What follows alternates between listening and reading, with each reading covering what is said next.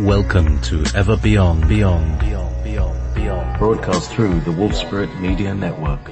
Please join us in the chat room at wolfspiritmedia.net. Be prepared to leave your belief systems behind as we go beyond teachers, beyond gurus, beyond duality, ever beyond.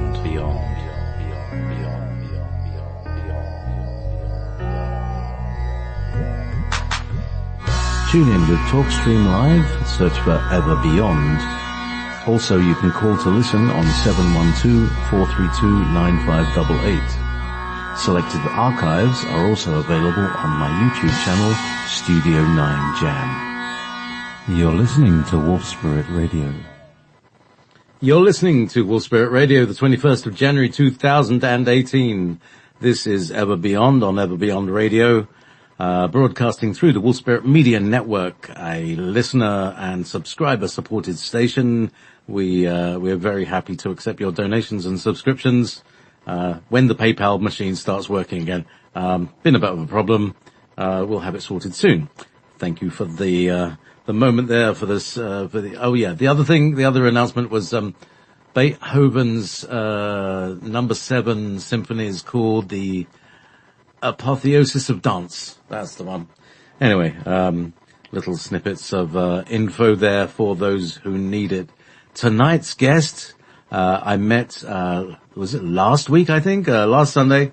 She subbed in for our earlier Sunday host, Kufunya Ife. And well, everybody said, "Oh, you got to get her on your show. You know, maybe she could be." Anyway, so we'll see what happens. And here's in the prime slot, the other prime slot. Actually, the 7 o'clock is a prime slot as well. Is the lovely Rebecca? No. Sorry, Rebecca in my mind. That's my girlfriend. Because I always mix up the what they call the matriarchs, the Jewish matriarchs. Because there was Rebecca and Rachael and Leah and all that, and I always mix them up. So everyone calls me Rebecca. It's crazy. It's crazy. Yeah. So Rachael Shaffer, welcome from New York. Yes. Da. So, sup? How you doing? Hey, thank you so much for having me. I really feel honored. Like, I felt honored when you invited me last week. But then, I have to say, I went to, Studio 9 Jam on YouTube and listened to some of your former broadcasts. And then I felt a little intimidated. I'm not gonna lie. Oh no, it's just me. Well, I mean, you've heard everything. Like, some of those guests are incredible. And then the things you share, I was even more honored that you invited me on your show. So, so thanks for having me.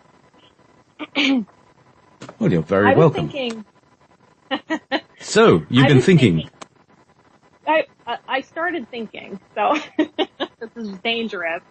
But, I was thinking maybe we could talk about ways we give our power away and what to do instead. I think that's a marvelous thing to talk about because this is humanity's problem. And it's something that has happened as it started before we were born. It started before our grandparents were born. It's been going on a long time and it's ingrained into our society and we hold each other to the same, distorted, values.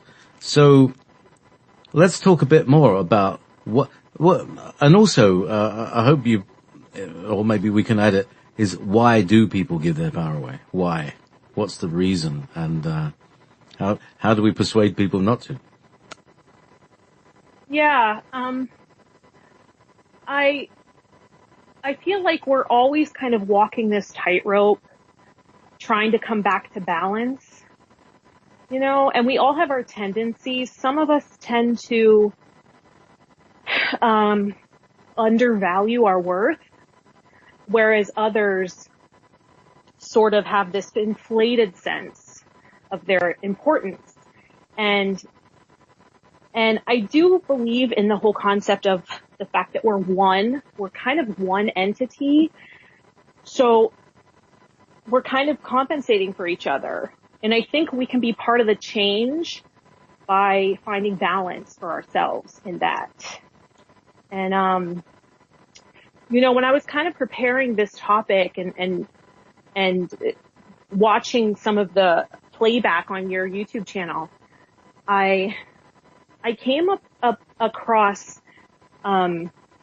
Alex Collier, I believe his name is. That's right. I've been working with him for the last 2.5 years now. We've done 50 fortnightly webinars. Yeah, I came across. Okay, so I had your station playing, and I had it on my Chromecast, and so I had autoplay going, and all of a sudden, this meditation, I think it was a channeled message from a higher being called Morine. And it was on the isness. Oh, yes, the worship of the that? isness. Yes. Morine it's not channeled. That's the thing about Alex. He meets them in person. And so Morine is a real guy. Wow. He's about 9 feet tall, blue skin, comes from Andromeda. They take him, he goes on to this biosphere, long big story. But, he's a real person, and he comes up with these really beautiful nuggets of wisdom, the most famous Morine saying that is in the, common memory is, why, if you're born on this planet, do you have to pay rent? Interesting. That's really interesting. Exactly. So that's Morine. You gotta think about these things. Okay. Bless his heart. Yeah, I think we have a little delay, so I'll try to be mindful of that. I can hear that now. So the one that struck me about the isness, because it was kind of it was synchronous with what I was guided to kind of talk about. And for me, guidance is more subtle. I don't see beings, in that way. So for me, guidance is a little more subtle, and I had to learn to really tune in. Because we talked about this last Sunday where, I'm an empath. That's why my business name is Urban Empath, because I'm more in tune with my environment and other people's emotions and thoughts and even physical sensations I take on sometimes. So, it's helpful because I'm intuitive with energy, but, it took me a long time to know how to tune into my own. And so I learned a lot through the pain and suffering of trial and error. And, I lived in New York City for 12 years. I'm currently in a small town, in my hometown, a small town in Pennsylvania, because, I just made a decision to take better care of myself, and it was becoming less and less sustainable in New York for me because of my sensitivities. But, I learned exponentially there. I grew so much as a person. It really forces you to learn boundaries.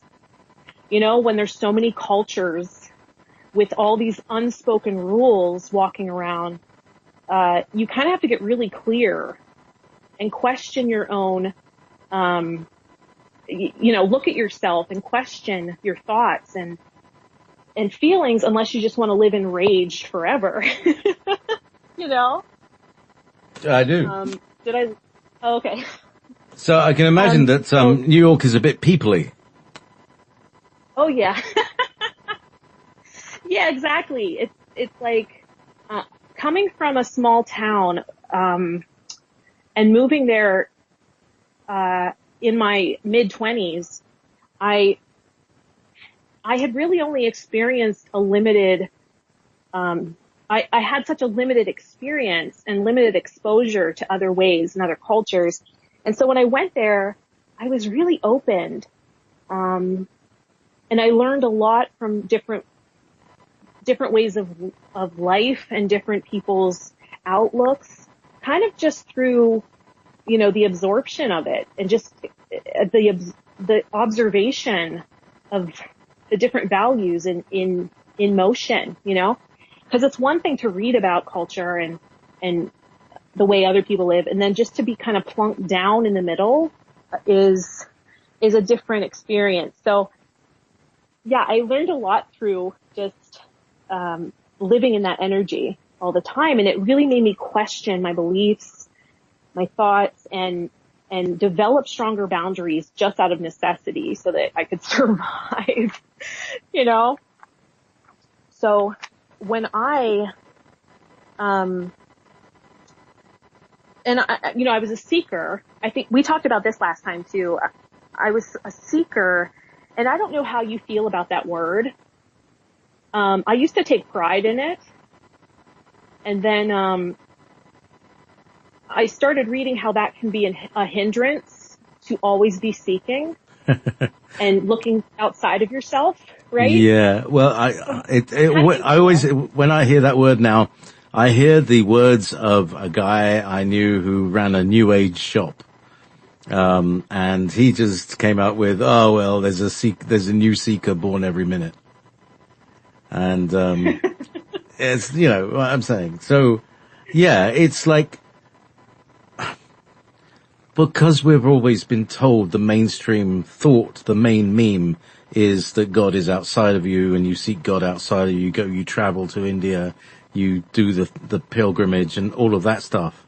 But it's really, the journey is to you, isn't it? Yeah. Yeah. It's incredible. And I really feel like that's the definition of a true leader. Someone who leads people back to themselves, and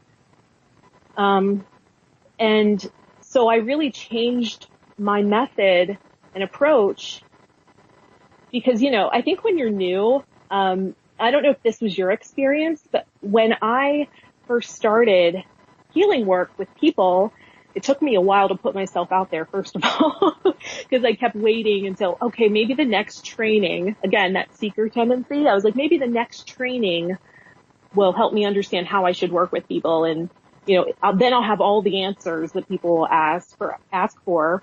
And I felt all that pressure to deliver and add value. And, and I still have to manage that, that expectation of myself, that overgiver. And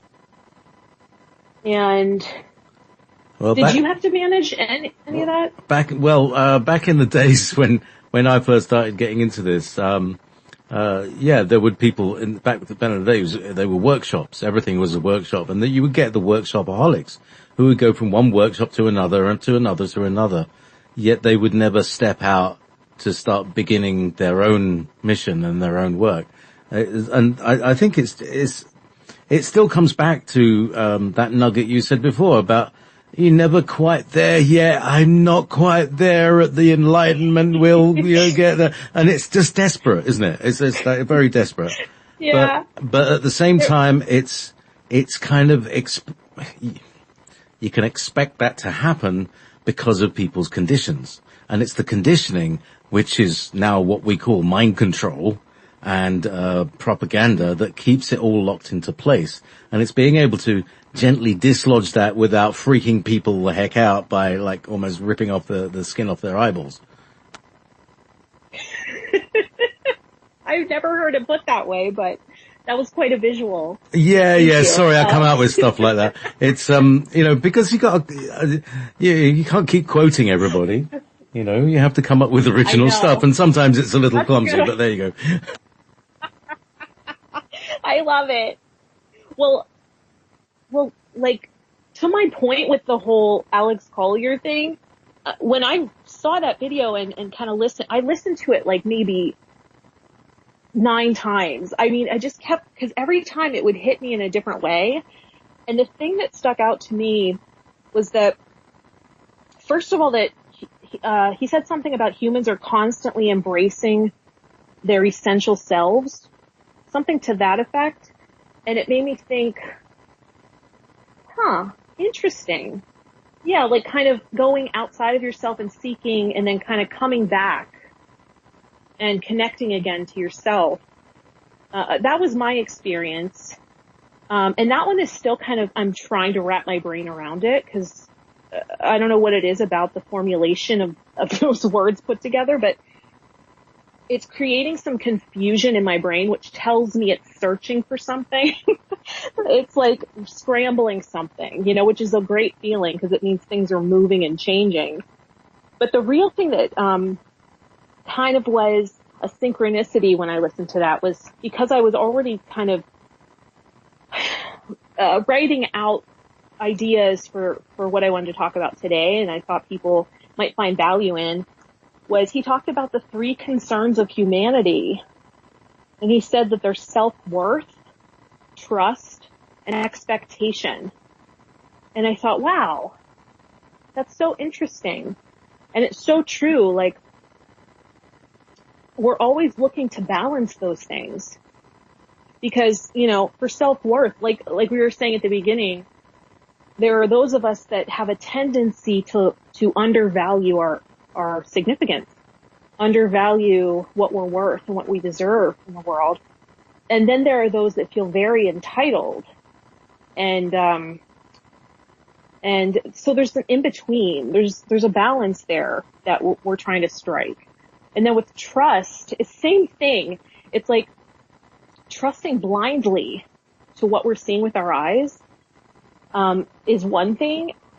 And then trusting that there's purpose and reason for our being here.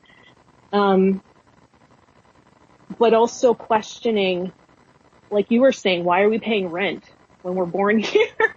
You know, so it's like choosing where to put our trust, and then also the expectation. Like when we have expectations of others, and it kind of is outside of ourselves, and we expect our environment to be a certain way, the people in our lives to show up and act a certain way, and our needs to be fulfilled in a certain way, it limits us, first of all, and it creates suffering, that attachment. But then if we have no expectations, you know, we kind of aimlessly wander through life without having any goals in mind and without feeling much purpose or growth. And so I feel like it's all in balance. It always comes back to that for me. I don't know. What do you think about that? Sorry, I was just distracted, so I want to be completely honest. I didn't hear the last bit. You daydream through what I was saying. JC, I'm just kidding. I was just saying about the whole, like, coming back to balance with those 3 things that Alex Collier received from Mornay, the self-worth, the trust, and the expectation. All right. You know, yeah. Okay. Now, I got you. Sorry. I was completely, anyway, long story. So there's the balances, and it's like, I used to describe, getting into balance like balancing a wheel. You know, when you take your car to the garage and or you take your automobile to your garage, and they put little bits of lead around the wheel to keep it into balance. You know, you ever seen that? No. All right.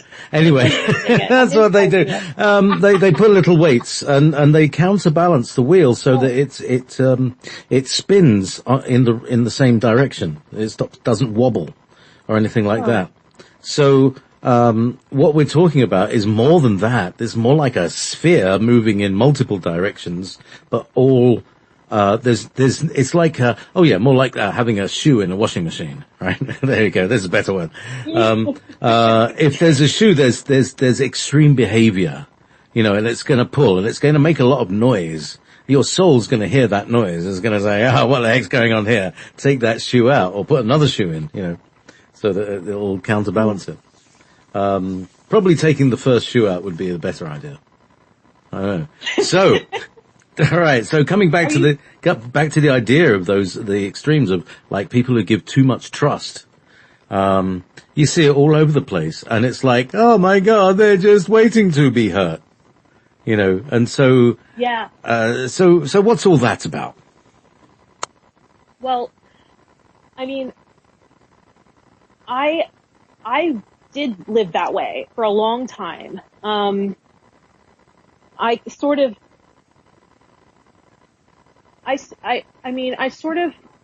trusted what I was told.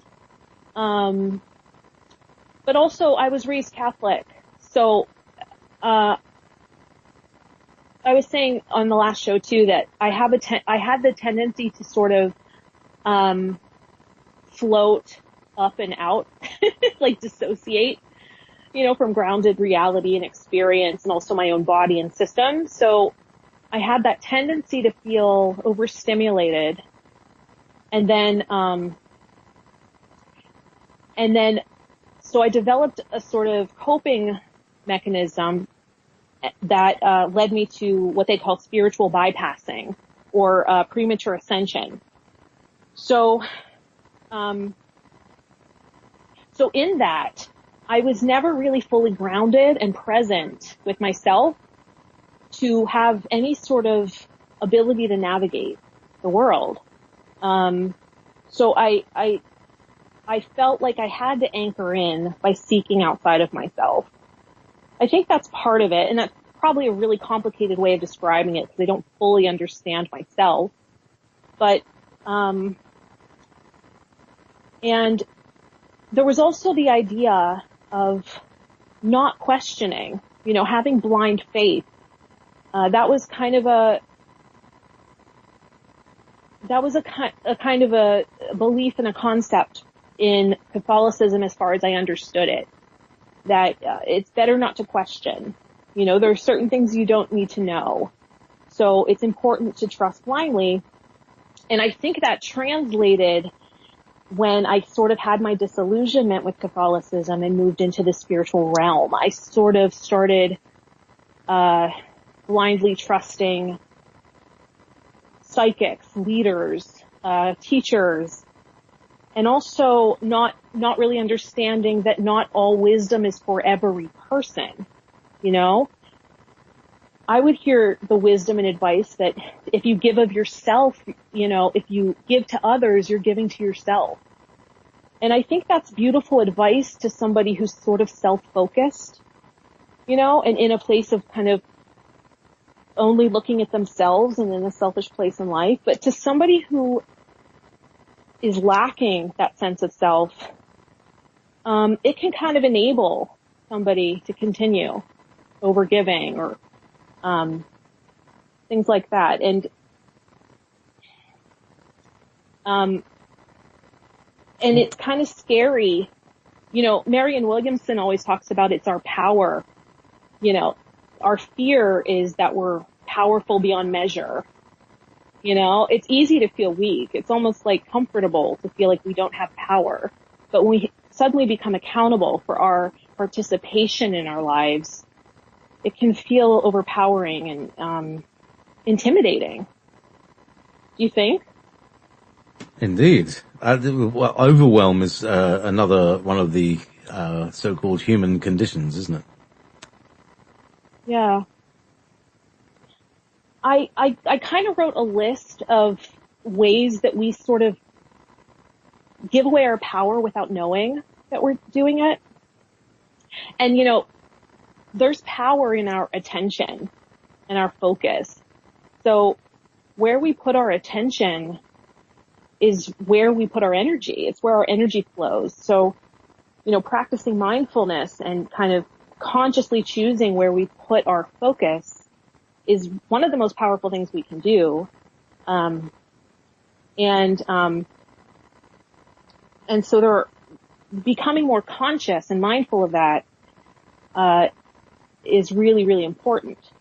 So I think that one way we kind of unconsciously, give away that power is by having, limited thoughts and irrational thought processes. And I have a few here that, I put together, and I want to see what you think of this. And if there's more that I'm missing, because, you know, I acknowledge this is an incomplete list, but it's what came to mind to me. And it's when we have polarized thinking. You know, one of the concepts of this irrational thought process is when we believe something's all good or all bad, you know, black or white thinking, all or none. Because there's so much gray area. People go polar, don't they? Yeah, they want to take sides, and I feel like that's how we're divided and conquered when we're forced to kind of choose a side. But, you know, there's so much we don't acknowledge when we do that. You know, we're limiting ourselves. I think another thing we do is the brain has this thing called negativity bias, where we sort of we mostly hold on to memories of events that were painful or that we deem negative out of survival. It's partly the way the brain attempts to keep us safe. And then we feel like a victim of our past a lot, instead of remembering that it was kind of a mixed bag. There were some happy times too. And I remember I know how to experience joy and happiness as well, you know? And, but it's part of the conditioning of, you know, that primitive part of our brain.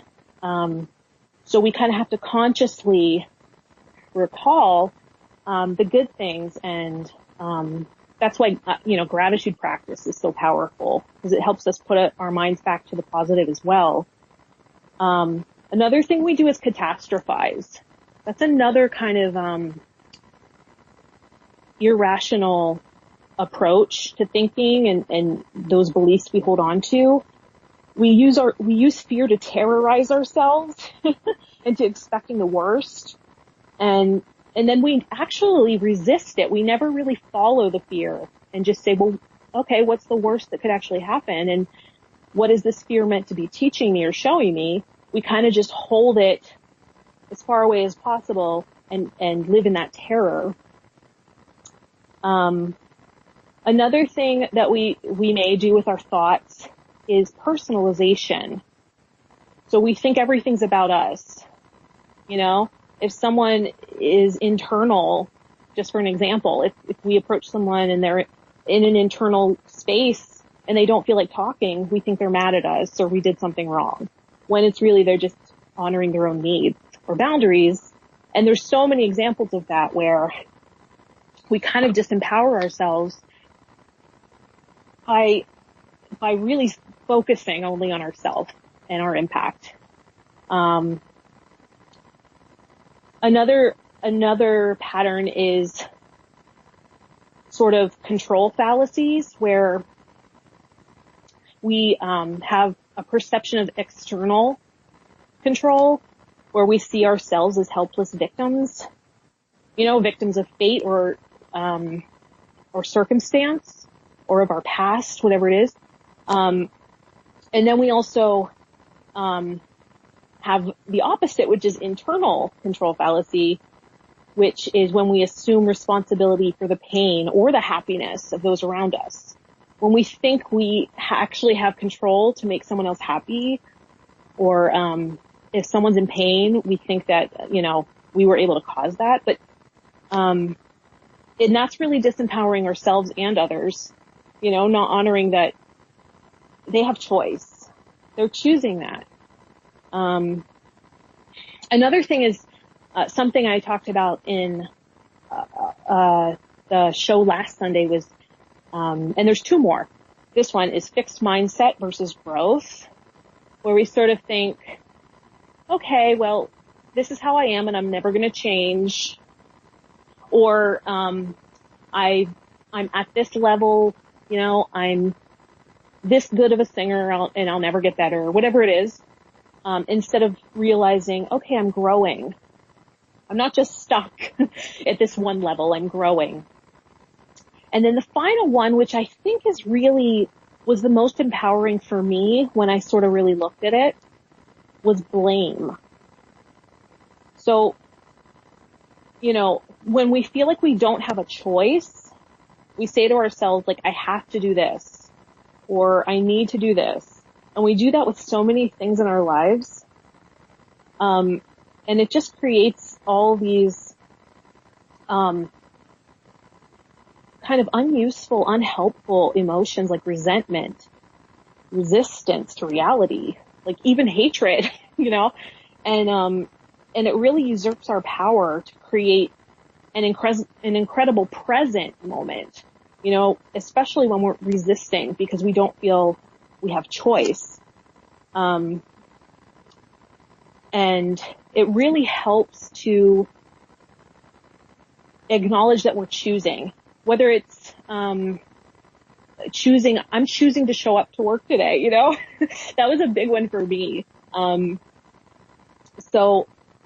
Cause I would oftentimes just sit there and resent being at work.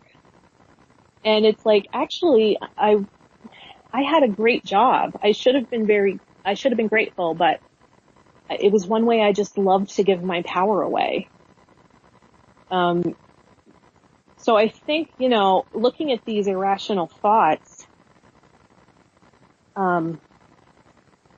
it's really important to see that we have choice, you know, not to be perfect ever. I mean, we all fall short of perfection, but just to kind of realize that we can fall into these patterns and choose mindfulness, you know, slow down our thoughts and think, is that really real? Is that really true? Am I lying to myself?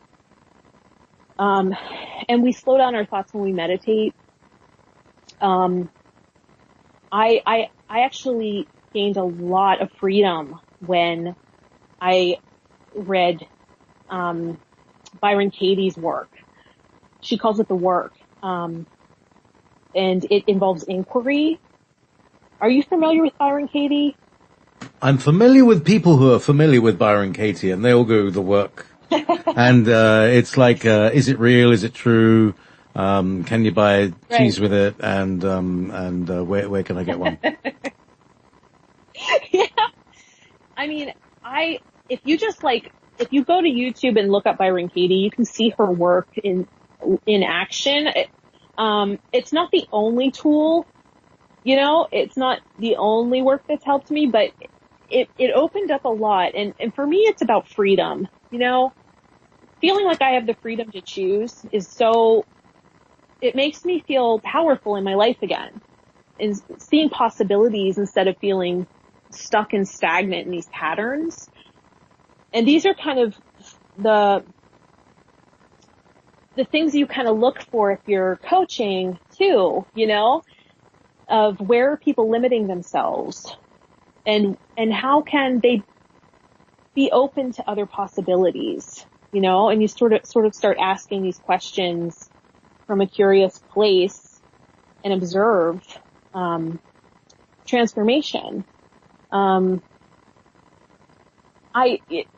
really, like the idea of giving away, tools and kind of the nuts and bolts of a lot of the work we're doing as, you know, healers and coaches. And, part of me felt conflicted about doing that because,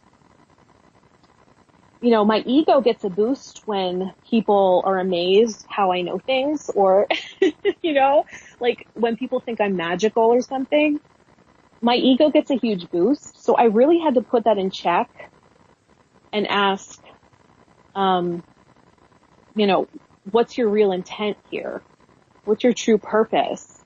And it was almost like, I felt like, am I going to be like a magician revealing his tricks or something? Like, giving the nuts and bolts of everything. But then I checked in with my mission, and that's kind of what I want to talk about later. And that's what this is kind of leading up to, is a little exercise about how we can really get in touch with our inner compass and, live in our purpose on purpose. So I think that helps get us back in our power and see that we're choosing our reality. What do you think about those irrational thoughts? Well, there's lots of schools of thought on the irrational thoughts, but I work on a very kind of basic level, which is like we have a heart that beats and lungs that breathe, or a diaphragm. And when that diaphragm is frozen through shock, we go into a form of hypoxia. And we know that hypoxia produces delusions and illusions in the mind. And we undergo a form of organic or deliberate mind control, which brings us out of our natural state of being in our body into a kind of little safe place, which is the intellectual mind. And the degree of trauma reflects the degree of disconnection from the physical. And the way to reverse this is to deliberately breathe into the places where we've frozen out. Yeah. Yeah. Have you heard of heart math? Heart math. The man with the mullet. What's his name? Greg Braden. He talks about heart math. Oh, okay. Yeah. It's really fascinating. They do a lot of research on the heart and the electromagnetic field. And they found that it's 60 times in amplitude as that of the brain. So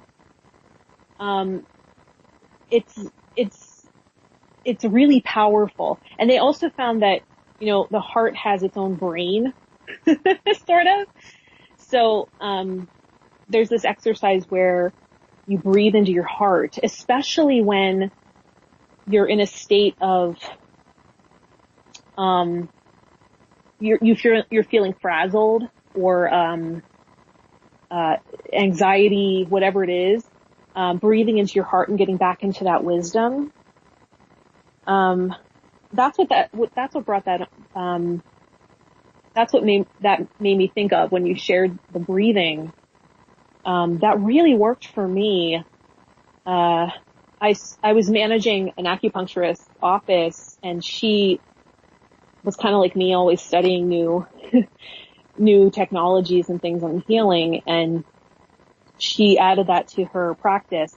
And so she would guide me through things like that, especially when I was having a stressful day and I was feeling anxiety. And it was so helpful. It was such a good tool to have. So that's interesting. I know that for me, checking my thoughts has been very helpful. That's why I like to share that, because also, like I said about the spiritual bypassing, I had the tendency to kind of not be very grounded or practical and not understand how the physical world really worked, how that worked out, and like how to kind of have an impact in my life that way. So, it made me feel like a victim because I didn't know kind of these unspoken rules of the physical world and how to show up in my life in that way. So the medicine for me was the really grounded, practical approaches, which is what I like to share often, because I was really drawn to the sort of mystical spiritual teachings and things like that because it had resonance for me, and it was kind of how I was already showing up in the world. And then at a certain point I realized I needed something to balance me out and ground me and bring me back.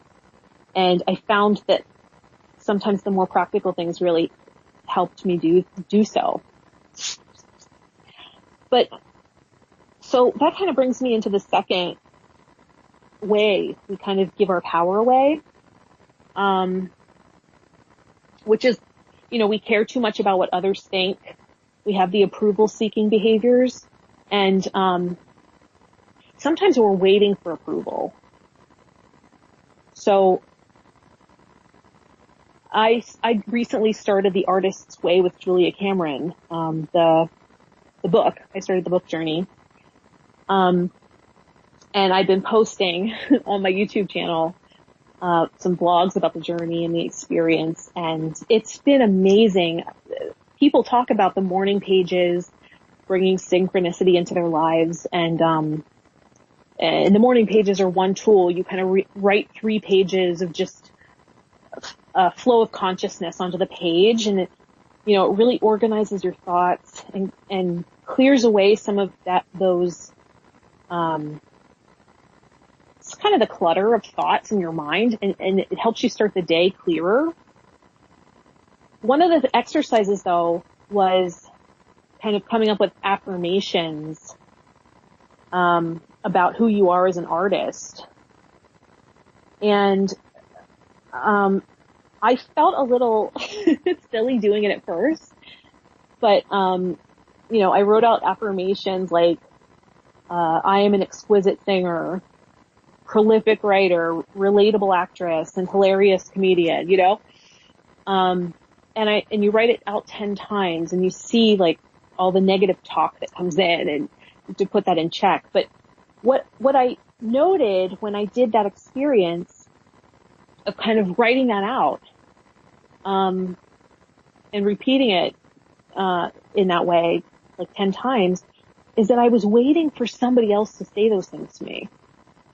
I was kind of waiting for someone else to acknowledge my talent and skills. And it was like, you wait for a savior, you wait for someone to save you, to come and find you and discover you.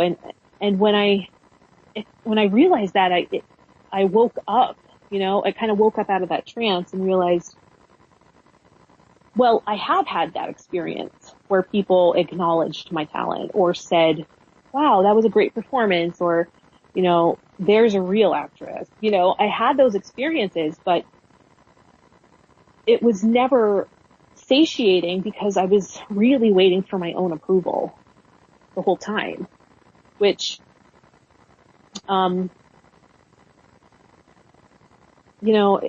it's moving to think of that, like waiting your whole life to be approved of, and you're actually just waiting for yourself. You're waiting for your own approval.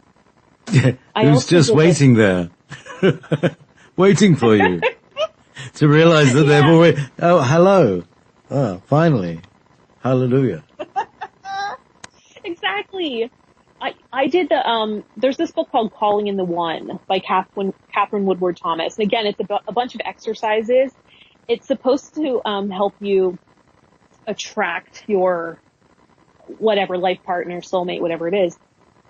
And I went through the exercises. It was actually recommended to me by an astrologer because I wanted to create a different life for myself. And she's like, you can do it about creating a new life. But I focused on, partnership. It was deep work. I mean, the exercises took you deep. And in the end, you really realize that, you're the one, and you're kind of, you're a whole person,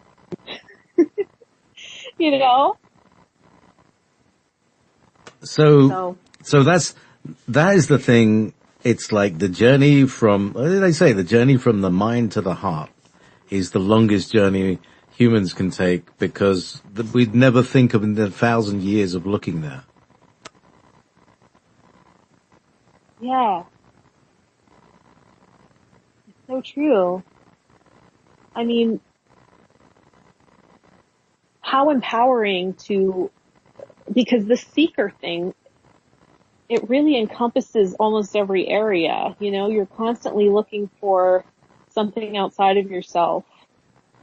It's like fueling consumerism. It's fueling so many things. And then when you finally feel like, I don't need anything outside of myself. I don't even need a person outside of myself. It's not the feeling of power you would expect, to feel like I rule the universe, I'm in power. It's this peace. It's this feeling of like an integration of aspects of yourself that have been fragmented in a way, So, fragmentation. that's one of the things that happens to us, and during the breathing process is the what's the word? Oh God, I've lost it again. Reintegration, that's the one. Reintegration of the fractures that, the aforementioned lack of breath. I mean, it's basically we breathe new life into our parts, and we can reintegrate them. Anyway, that's the way that I've been working anyway. It seems to be working slowly for myself, but yeah, it works for others easily. Yeah, it's one of the ways we move life force energy through our system.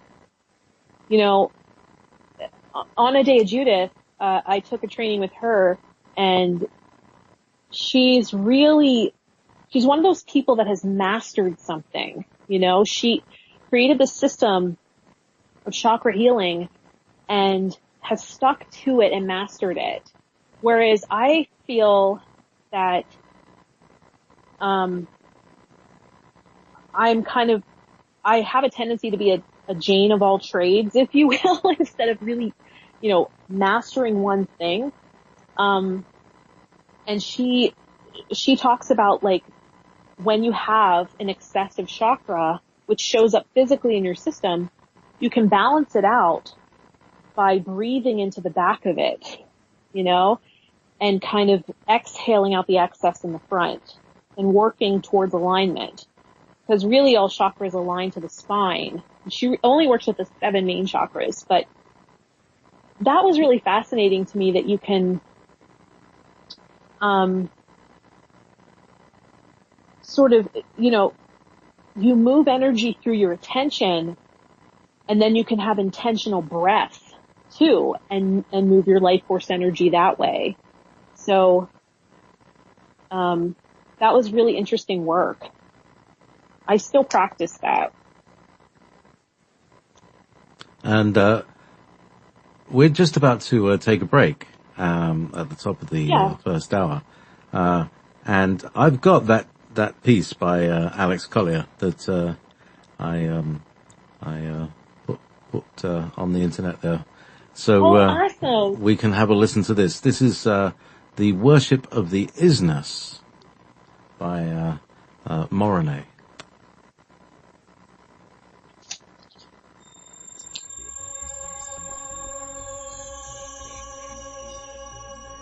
This was given to me in 2/24 of 95 when I was in California. The worship of the isness is silent and solitary, free from all self-seeking. The silence is a necessity, as all speech is feeble and imperfect. Therefore, as with your ancestors and ours, their spirits and consciousness would ascend out of time and space to the isness in wordless adoration.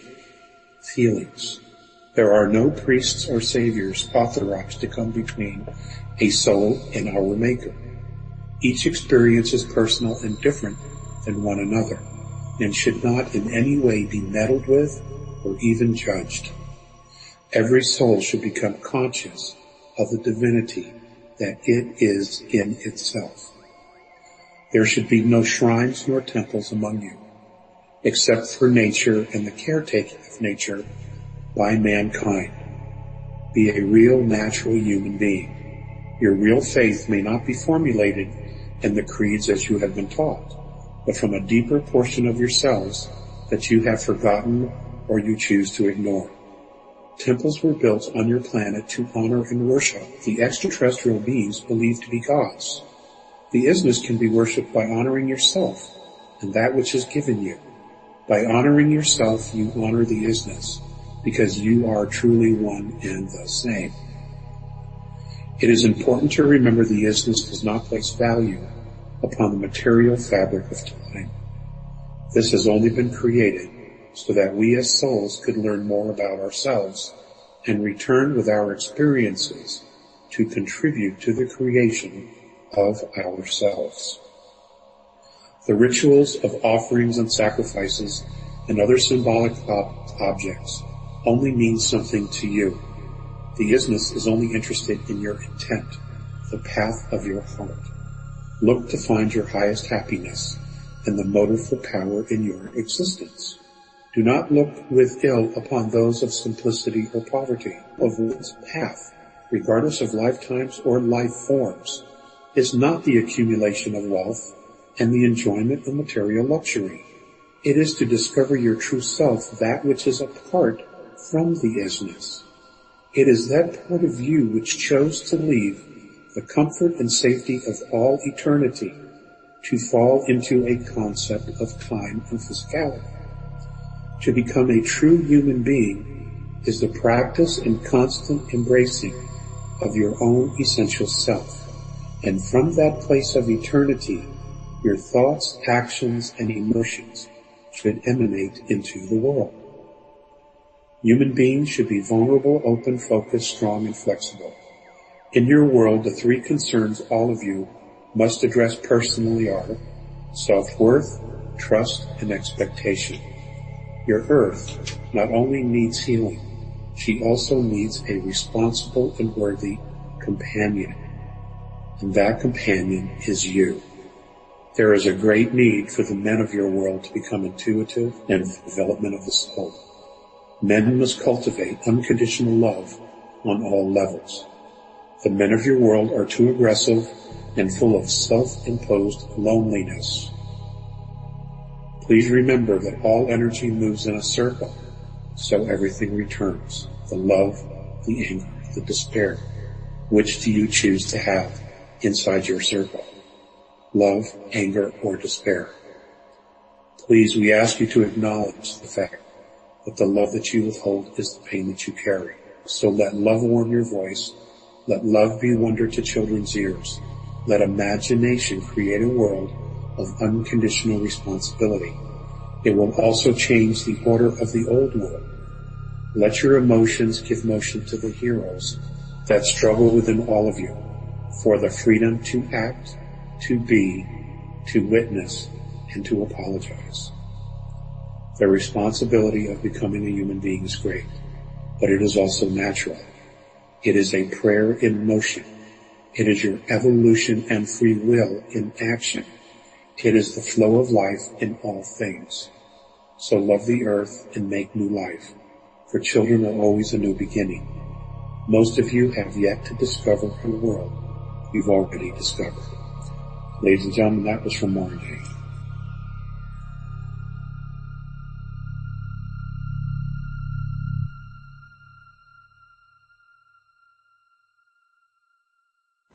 And welcome back to Ever Beyond on Wolf Spirit Radio, Wolf Spirit Media Network.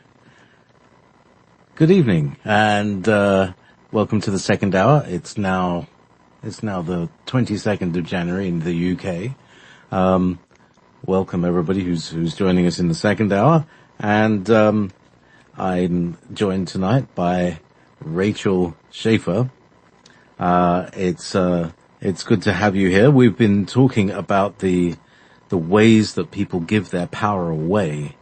And there are many places that people give their power away, and not just, sometimes you can hold your power in certain circumstances and, not in others. And, I think part of our lesson is to try and always hold that, level of pressure. I suppose it's like wearing the deep sea diving suit. The deeper you go, the more impregnable the suit has to be.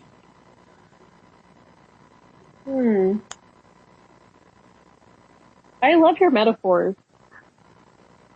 They really make me think. I just try and make one up as I go along, just to keep them fresh. And sometimes they don't work, like there was one last hour, but, anyway, keep going. So yes, here we are. I mean, that's so memeable. Yeah, so I was kind of just riffing on ways we give our power away, and, the first couple we talked about were those irrational thoughts, those irrational patterns of our thoughts. They can really put us in a loop, and then we're stuck. And inquiry and things like that, mindfulness, can really help us get out of those patterns. And then there's the other the second one that I was talking about was sort of caring too much about what others think about you, or, approval seeking, or, waiting for approval outside of yourself. And, we always come back, we don't always, but the journey, I think, is leading us back to ourselves. So finding out from my story that I was waiting for my own approval that whole time was such a huge breakthrough. And then I was suddenly empowered with courage, to move forward. The third one I kind of want to talk about is,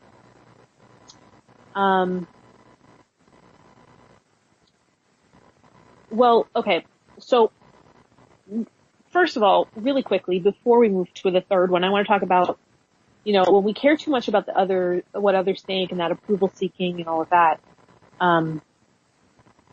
what we can really do for ourselves is, and I think one of the most empowering things you can do for yourself is to live in your own good opinion, to do things that allow you to go to sleep, with your conscience clear and free, to live within your standards, and there's this idea, this concept that in our minds, we are not who we actually are. We're not even who we think we're not even who, others think we are, but we are actually who we think others think we are. So this whole idea is so complicated. The identity is so complex that we're very rarely objective. We're very rarely thinking objectively. And this whole concept of personality and identity is so tied to what we think others think of us. But that's why it's even more important and valid to really be clear about what our values are and living within those, having those standards for yourself. And so, I'm going to talk about a couple more of these ways we give our power away. And then I want to give you what I feel is a very useful exercise that has really helped me. It's given me an inner compass. It's made me feel like I know how to weigh decisions now. I know how to work in my own integrity now. And, so I think it'll be useful. So, more on that. And so the third way we give away our power is when we attach to outcomes. When we're attached to the outcome. And that can be in many different areas of our lives. As a healer, if I expect you to have a complete 100% recovery from whatever illness you came in with, that's really disempowering to me and to you. Especially because I personally believe, and I think this is fact, I don't think I'm believing falsely here, that your healing is in your hands. You have the power to heal. Your body is intelligent. And I think we've been disempowered by not really understanding that fully. But also, my dad was saying this, if you go to buy a car and you see it on the lot and you decide that's the car, that's my car, I know that's my car, you have no leverage to negotiate because you've already decided, and, the salesman's going to read that and know that, he can charge you a lot of money because you've already decided. It's like that with relationships too. When we decide we've met the one, this person is the one, and we just won't, acknowledge that, that may not be true. We're willing to put up with a lot of bad behavior from people. We're maybe even abuse, in that situation. So seeing our options and having choice gives us a lot of freedom and power in the situation. So we have to be willing to walk away. We have to be willing to have standards and, deal breakers and to choose what we invest our energy in. So again, the exercise we'll do a little later, I think will help navigate this more clearly. Cause you've had those moments in life where something just lined up. It just felt, like you did something and it just felt so good inside. It resonated so well.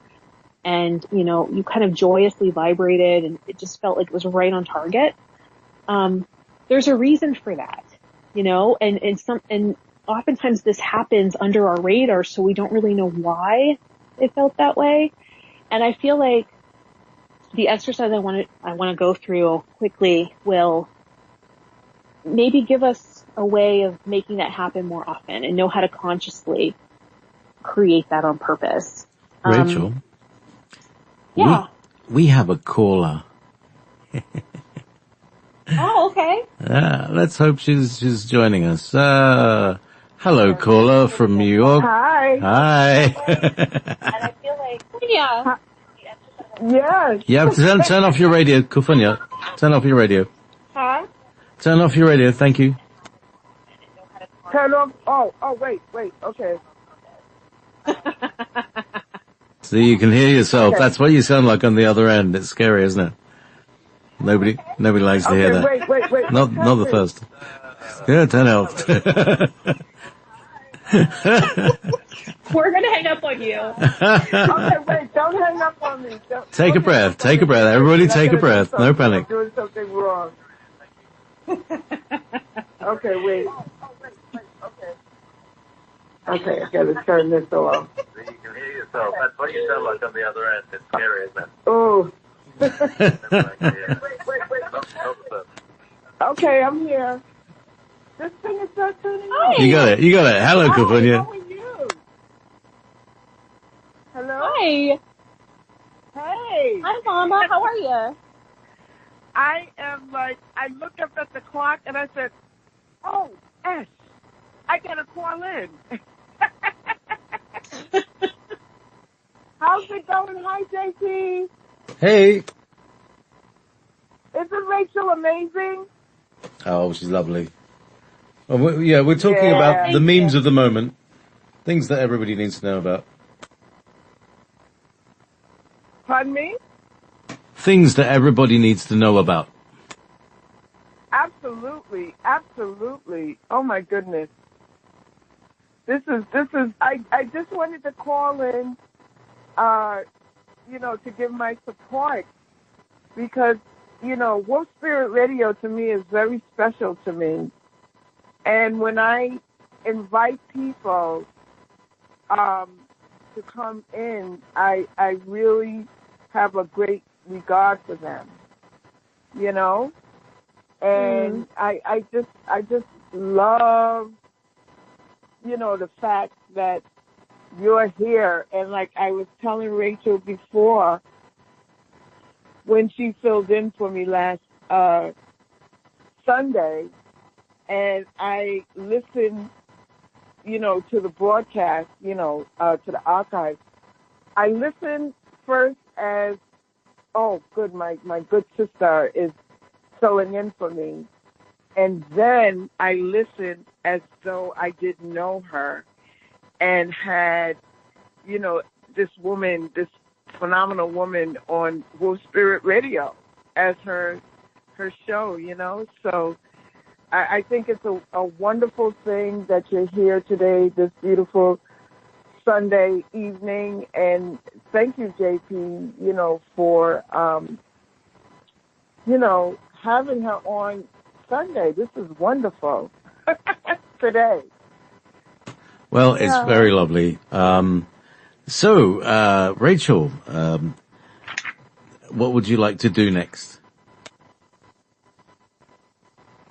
I have one more way we give away our power and then a little exercise that we can all do. So do you want to do the exercise with me live on air, Mama? Yeah, why not? I'm here. Okay. So let me just share.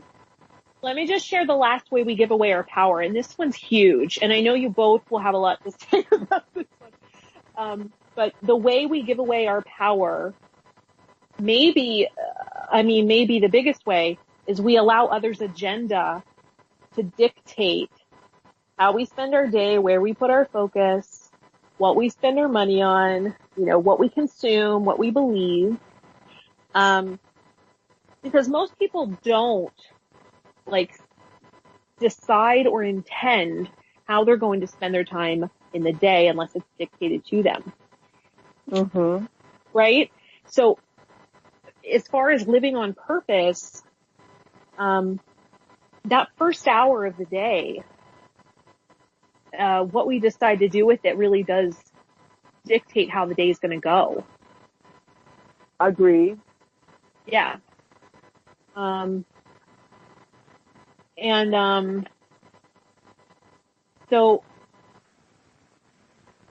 I think it's so important to live on purpose and bring those values and our own agenda, our own, what our own values and mindsets, bringing those to our conscious awareness so that we're choosing them. And again, it comes back to choice. It comes back to our choice. So, if we're not living in our purpose and choosing consciously, oftentimes, it's most likely being dictated by somebody else, when we sit and watch television, it's called a program for a reason, There's so much influence, and it's so important to kind of take the reins on that. So it's important to take control of our own healing process and our path, and not putting those things in other people's hands, always participating and trusting in ourselves and our inner guidance. I don't think I ever told you this, Mama, but I actually had a psychic reading with a very famous psychic. And he was very spot on about a lot of things. And it was a time I was really struggling with where to go after New York. And he saw me in Southern California, and that's where I'll meet my partner, and I'll have a family, and I needed to be there yesterday. Oh, wow. And I believed him. I was like, he's right. So what ended up happening was, obviously I'm not in California, but it created so much suffering for me because I trusted his words over my own guidance, about what was right for me. And so I disempowered myself by giving too much trust in someone outside of myself. So I agree. I agree with what you're saying because, like I was speaking to you before and other people, there's a lot of times that we do give our power away when we don't trust our own intuition or our own nudges. They like to bring you into their storms. Or bring you into the sunshine, but more than likely, sometimes it's like bringing them into your storm. I'll give you, for instance, today. My son had called me up and said, "Ma, I need you to do this for me. All I need is your bank account." Right? Because I need to get something, and it's very important, and blah blah blah. So I thought about it. And I said, okay, let me speak to the gentleman. And so what happened was, it wasn't just my flipping bank account they wanted. They wanted me to fill out a whole application as if I was getting the thing that my son needed. And I said no. you know, and of course, you know, I told the gentleman, I said, if I do this, I want to do this under my business account, right? It's going to be in my business name and whatnot, right? So, you know, you don't need my personal information, or I will just give you the banking information and you can take it from there, because I was okay with the price. And then after I gave the man my information, you know, quote unquote, it wasn't approved according to him, but I don't know about that. But then he got really mad at me. My son got really mad at me and said, oh, you never, you know, when I need help, you know, you're never there, and blah, blah, blah. And you know that's not true. And the word never means, like, never. There's no room for after you say never, because there's a lot of, you know, never talking to me, never this, never that. So, to make a story short, thinking. Yeah. So as a you know, he tried to bring me into the storm. He said, "Oh, Ma, that's messed up, this, that, and other." And you know what I did? I offered him to pay half of what he wanted, because in my budget I could do that, but he wanted this whole drama thing to go, and I just had to hang up on him. And I would not give him my power. I would not give him the satisfaction of trying to make me feel guilty, because he didn't disclose all of the information. And when I found out what that information was, you know, I said, I'm not going to give you my personal information, but we can put it in my company's name. And, you know, we should not give our power away, and we should not invite other people's storm into our lives. And we must trust our intuition and those little nudges that we get. Because I still offered to help, but he said, oh, never mind, Ma, forget it. You know how they go on, blah, blah, blah. Yeah. Right. I said, I'm good. But go ahead, Rachael. This is good. This is good. Oh, good. Yeah, I mean, the message for this show was so clear. I just wasn't, I don't know if the way I compiled the information was on target, or if I shared it in a way that's really relatable or digestible, but I do know that it's important to talk about. You know, we got to talk about giving away our power and how we really live on purpose, because we are consciousness. So the more conscious we can be, the more presence we'll have, and the world needs our presence. You know, like the Alex Collier meditation. You know, the earth needs our companionship and our responsibility, and in that we need to be present in this moment. You know, Rachael, I was listening to an hour of Caroline May today, and she said everybody on planet Earth has to pull their weight. There's no leaning back and waiting for somebody else to do it. Everybody has to pull their own weight as much as possible. If you're not able, due to other, you know, maybe perhaps a serious illness or whatnot, you know, it's exceptions to that. But if you're an able-bodied person, you have to pull your weight on Mama Earth in this time more than ever. So she's having a series called The Power of Your Words. And let me tell you, when she ran down the list, like the word never, you know, was one of the words that she mentioned. And she also said that words do hurt. You know, you ever heard that nursery rhyme? Sticks and stones can break my bones, but words will never hurt. A word can disable a person in a heartbeat. A word. Yeah. So when you talk about giving your power away, when you did, you allowed that person to dictate what your future now would be, and not knowing that you have the capabilities. Even though if somebody gives you a reading, you still, those are not like, I'm not saying they're not 100%, but they're just guides so they can show you what you should do, what to look for, blah, blah, blah, like that. Exactly. Like, I mean, we need to, there's an art to receiving a reading too.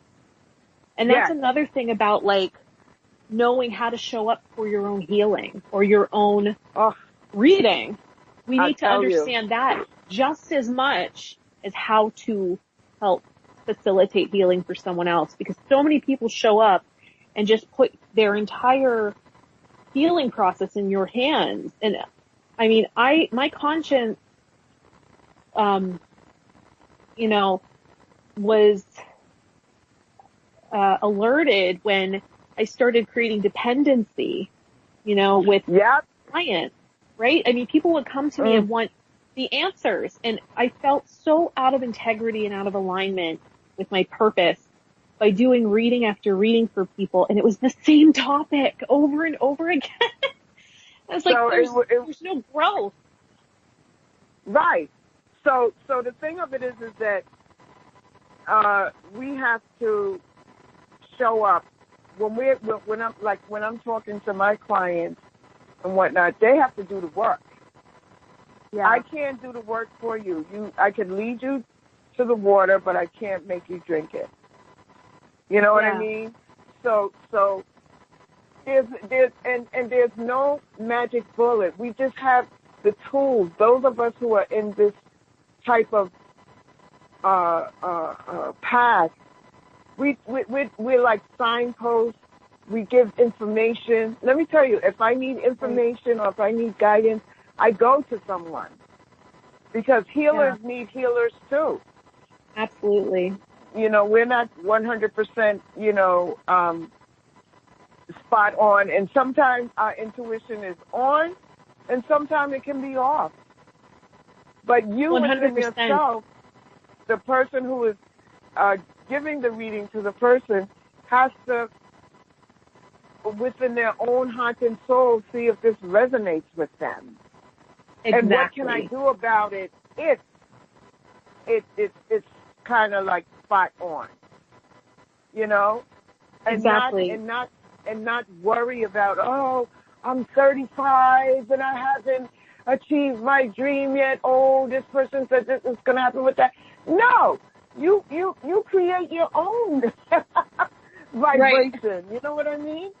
Exactly. And like I tell people, I'm not a fortune teller or anything. I just read energy, through the chakra system and through, essential and what I feel, supplements that you could be taking and whatnot. But it's up to you to see if the energy that I am giving to you resonates with you. I don't want you to do something, or you don't want to do something that, you have to fight about. But sometimes you do have to fight your own self, because the mind is something else. It doesn't want to. Right. Right. There's a difference between limiting beliefs and living in fear and, accepting blindly. There's a difference. And I would love for this to be helpful to healers and readers out there, because what we do has value. It has so much value, but we have to know our place. That the people that show up as clients, their inner knowing, it carries more weight than what we are able to perceive. Yeah. And we need to put it in perspective, because even calling ourselves healers gives people the wrong idea sometimes, because, we're not explaining to them, and they have these perceptions that we're enlightened beings and better than them, and it's just not true. We're all humans, Well, the thing of it is that we are enlightened to a certain degree. And I meet people where they are, and I also let them know that I wasn't always like this either. You know what I mean? And I'm still growing and learning. I'm still growing, and I'm still learning. And when I looked at that Caroline May program that she did an audio show on, got the name of the radio station, and she was talking, and what she said, resonated with me tremendously. Especially, I know the power of words. Yeah. Because even in the most sacred text, it tells you there is power in the tongue. And I always say the power to heal or the power to break a person down. So words do hurt, and words do have power. And I think living in the U.S. of A., we have completely given our power away to people who don't serve us but serve their own individual agendas. So Yes. with the climate that's going on, I see people realizing that they've been bamboozled, and we have to take responsibility for what's going on the planet today. Like when you were Right. talking about, And do our part. Mother Earth, and because it's a living entity. It's not like, it's a living, the Earth is a living entity, as we can see, just like the sun is a living entity. It gives energy. The stars also do that, the water, the ocean, the rivers. And so when we feel that we're separated from those things, we feel like we can throw everything in the ocean. We can create all of these imbalances here on the planet and don't expect repercussions from that. So this is an excellent topic, Rachel. It is excellent. God bless you. God bless you. Thank you. And on point with the whole words have power. We've been leading up to an exercise I'd like to do with you, if you're up for it. I'm up. Yes. Yes. Tell me what I gotta do. Okay, so also Guide along the me. lines with the Carolyn Meese topic, we're all doing our own part. We can't all do the same thing, right? Like, for me, I feel like imparting the wisdom I've gleaned over my experiences is part of my purpose, but there are things that I'm weak at, and for me to pretend that I'm good at it is a disservice to the world as well. So, so we're all participating in the ways that we're able to. Yes.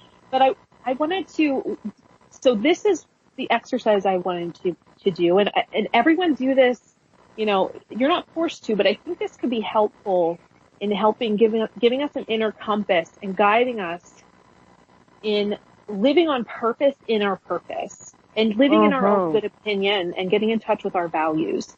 So, if we don't do this for ourselves, someone else will dictate for us.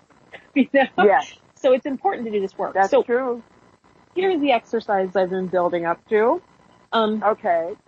So when you think of a business that's really clear about what it provides, how it provides it, what it provides it to, or who it provides it to, et cetera, how does that business make sure it remains on that trajectory and that, say the staff has guidelines and direction and, and others kind of understand the values and principles? It has something called a mission statement. Right. And, just ever beyond radio, think about, the beginning with its message of beyond teachers, beyond gurus, beyond duality, ever beyond. It gives you an idea of what to expect and the values therein, And then think of Wolf Spirit Radio. They have a longer mission statement, but, the creed of the pack is survival, caring, protection, trust, and unconditional love, So here's an exercise. Okay. We're going to come up with your soul's essence mission statement. Okay. So here's how we're going to do it. The first thing we're going to do is we're going to choose 4 qualities, traits, states, or emotions that you'd like to commit to experiencing and putting out into the world. And that might bring up the question, how will you choose those things? Because there's so many things. But we're going to narrow it down to the things that you want to be associated with, that you value, and maybe you're seeking them in the world right now, right? Or maybe think about the positive traits people have described you as. And I'll share with you the qualities I chose. I chose love, joy, fulfillment, and freedom. So if you just go inside and kind of relax your mind and, soften your gaze, and I know you know how to do this, Mama. Everyone following along, I'll read out some ideas. And this is not a complete list. Maybe it'll stimulate some creativity. So just let these words flow in and see if there's anything that sparks you. Some of the words that come to mind are wisdom, happiness, sensuality, purpose, integrity, nobility, truth, laughter, presence, openness, mindfulness, expansiveness, fitness, balance, resourcefulness, radiance, grace, peace, wonder, intuition, and so on. There's countless. So you might actually come up with more than 4 at first. But what's coming to mind for you? Well, as you were reading off the list, wisdom. A lot of people have said that I remind them of an oracle. The oracle. Yeah, and I can see that, absolutely. What an oracle does is provide wisdom based on experience. So let's say if we go through certain things in life that may not be pleasant or pleasant, we can provide wisdom or guidance to them based on our own experiences, and maybe by sharing those experiences, a person can get an idea on what their next move should be or not. That's the first word that came to me. And the other one that came to me was sensuality, finding my own, sensuality and being okay with that, okay with being loved and caressed the way that the way that makes me or my partner happy, but it all begins with me first. Yeah. So getting in touch with my sensuality and loving that part of myself. Because many people feel that, energy workers or the people who doing the type of work that we do, we don't have that in our life, and we certainly do. Right. So absolutely. I like that. That was the second. That's so important. So, yes, I'm telling you. And so many have women fun. have shame around that. Yeah. Yeah, and to have fun too, which I don't know if that was on your list, but fun. That's a good one. Yeah. Yeah, fun. I love to have fun. I love to watch comedy. I love to, I just love to have fun, Yeah. And also you had mentioned travel. I love to travel. I have intentions of traveling the entire world. There's some places that I did travel to, but there's more that I want to see, and I have that itch, that urge to do that. So how would we say that in a form of an essence or a quality or a value? Well, the like value experience or the value of travel is you get to experience how other people live. I like to watch documentaries because we get to see we get a glimpse of how other people are living. And when you get an opportunity to do that firsthand, you can bring back so much, because what happens is that there's a lot of filtering going on, coming into this land. A lot of filtering out, a lot of things that is going on that we don't know what's going on. So when you get the opportunity to maybe travel, you don't even have to travel outside of the country. You could travel upstate. You can travel to New Mexico. You can travel anywhere, because I believe, or I know, that there's one race, which is the human race, and most of us want the basic food, clothing, and shelter. And if there's anything on top of that, it's a gift. It's grace. Mm. So people in other lands are going through similar situations, because there's no utopia, as I found, as yet. There may be places that are close to it that really care about their people and their livelihood. So travel is a thing that many people should do. You can travel through books, by reading. So so the value that you're getting from travel, is it empathy? Is it insight? What, do you see what I'm saying? It's insight, and it's compassion where needed, and it's love where needed. Yes. The value of travel, you have empathy. You connect with people. It's connecting. Ooh, connection. The human right? Yeah. The human connection with each other. That we're not different so much. Exactly. Exactly. There's different rules for different cultures that are kind of unspoken.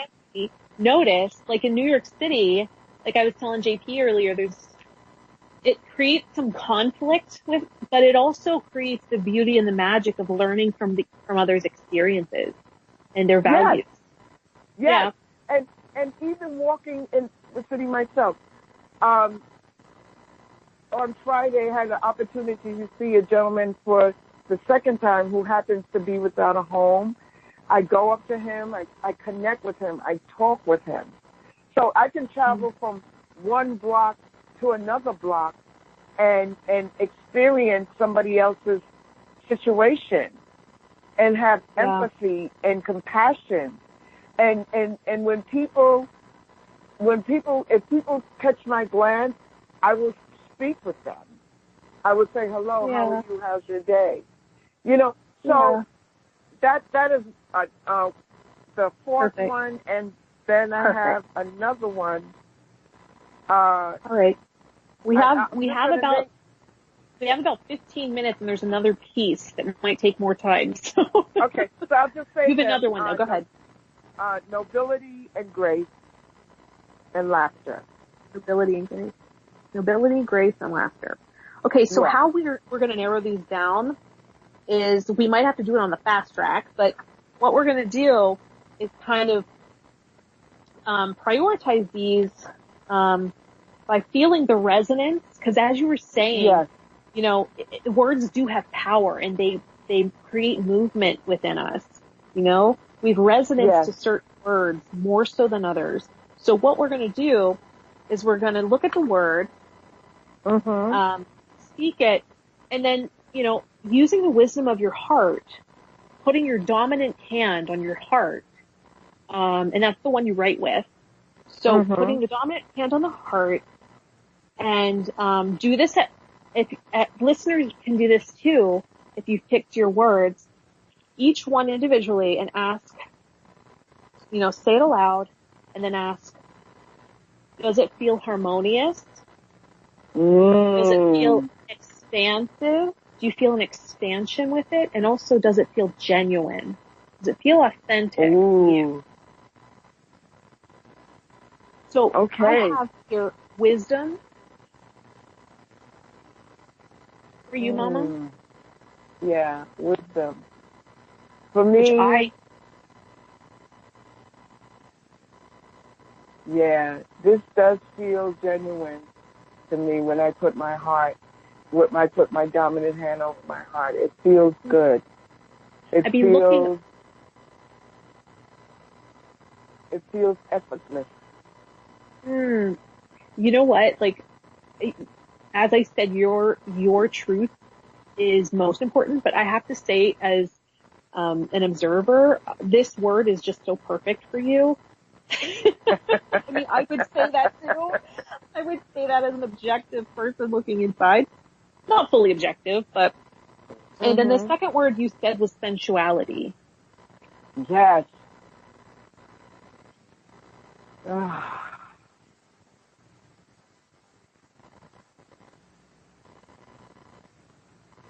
Yeah. Now as I'm learning more and more about myself and looking at my body and touching my body,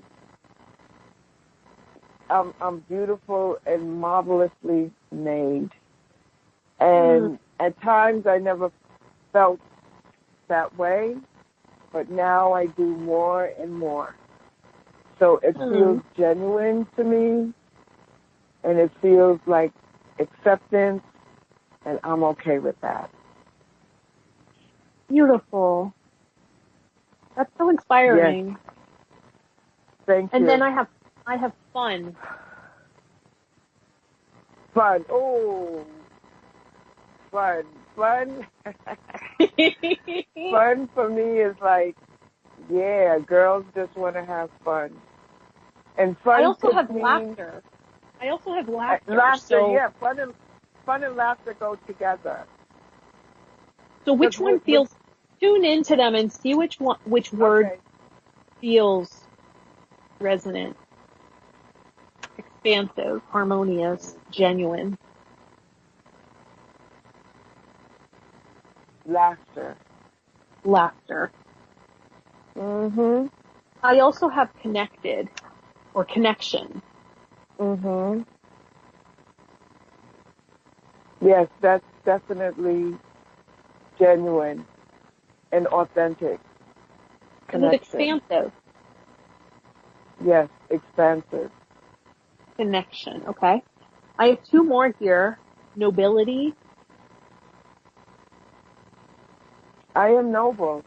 I recognize that. I'm really recognizing the nobility because the sun and the earth are like nobility and royalty, but not in a way to think that I'm better than anybody else. No, not that way. In a way of being noble with my intentions. You know? Coming back to your heart, feeling into your heart, the way it feels, the experience of the word, nobility. You're feeling for harmony. Good. Okay. It feels good. And now try grace. Grace. I have been given grace. I have been given grace. And because I have been given grace, I know how to or I'm learning how to give grace to others. Mm-hmm. Grace. Grace is part of the universal life force of the earth. So let's say, and when I'm feeling grace, I feel like tears come to my eyes because grace is given by a force that we can't even see sometimes. Okay, So I'm circling grace. I'm sorry, but grace trumps nobility. I mean, the movement and the tears. Okay, but now we still have 5. So between grace and connection and sensuality, what are the top 2 that really feel genuine, that really feel harmonious, on point? Because we have another step that we have to do, and we only have a few minutes. Okay. We have sensuality. Could you repeat? Oh, sensuality is connection or grace. I would have to say all 3. Sensuality, grace, and connection. Yes. Because with connection comes wisdom. With connection comes sensuality. And with grace, that all, it connects to me. You know? So grace, sensuality, and let me see, what was the other word? Oh, connection. Connection. Yes. Yes. Okay, so we'll have 5, all right? And, you know, some people out there might have 5 that they can't narrow it down. That's okay too. We're going to go right on to the next step because we only have a few minutes left and I want to honor time. Yes. So now that we have the qualities, we're going to create a mission statement. And, so again, my qualities that I chose were love, joy, fulfillment, and freedom. Yes. And when I turned those into a mission statement, mine went something like this. I prioritize love in my life and choose thoughts, actions that bring me joy and joy to others as I model for others how to find fulfillment of their highest needs and the freedom in knowing their inner wisdom and ability to heal. So I turned it into kind of a theme for my life, right? Using those words. And, you know, in the mission statement is my call to action. And if ever I am in question about a choice or a direction I want to go or whatever it is, I can ask myself, am I coming from a loving place? You know, am I open to the freedom of choice? Am I choosing this, right? Am I open to possibilities there? How do I have fun in this moment, right? You know, if something was weighing heavy, I can ask, how do I have more joy here? How can I have more fun? Right. And then will this activity or whatever provide fulfillment to my highest needs? So you're using your values to navigate. So you kind of get the idea of how to create the mission statement. Right. I'm going to create that after the program because don't get me to do it on the spot. No. It's going to take time for me No, it's okay. You know, to get there. So I have your words for you. And then, you know, you create that mission statement. And again, I'll repeat mine. I prioritize love in my life and choose thoughts and actions that bring joy to myself and others as I model for others how to find fulfillment of their highest needs and the freedom in knowing their inner wisdom and ability to heal. So. Wow, that's powerful. And we all have that call to action. And this is how we figure out, you know, our contribution. You know, and, you know, for me, coming to the fact that I prioritize love is important because when we choose other things over love, we withhold our love. And that is true. Creates pain. It's what creates pain for us. That is so true.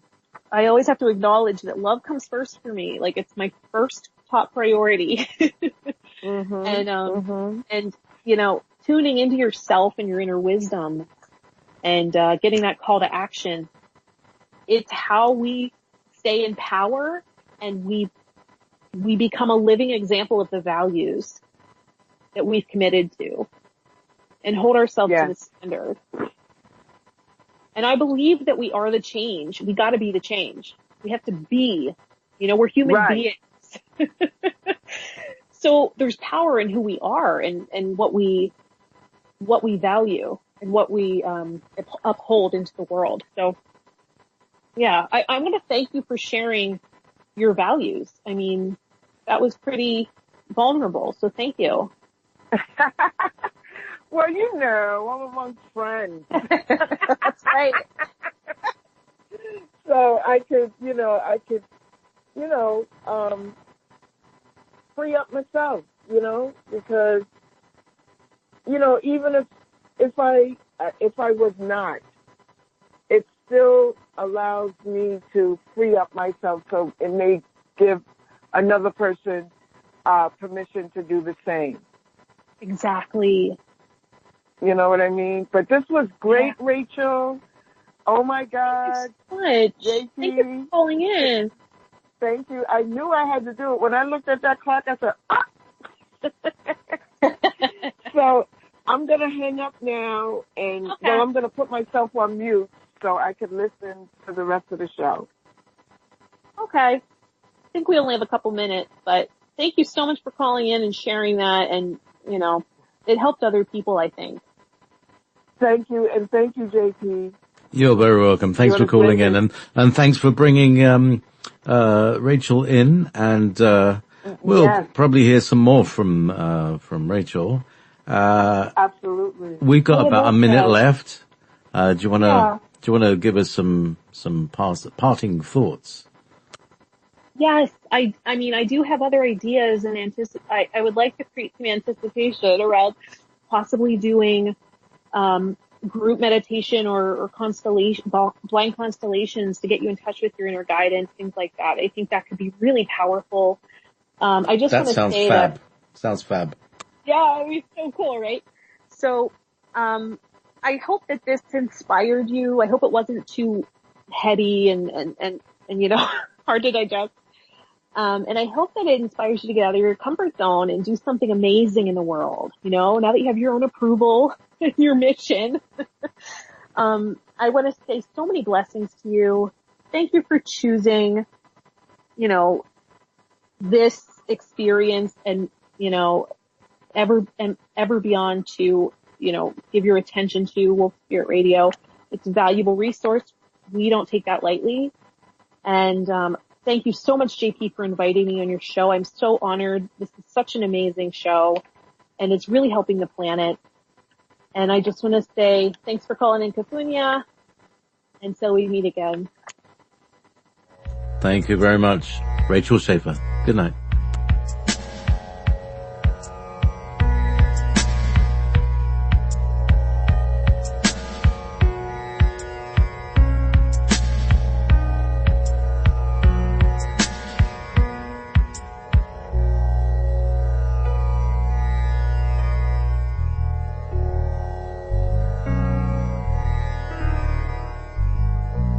Beyond.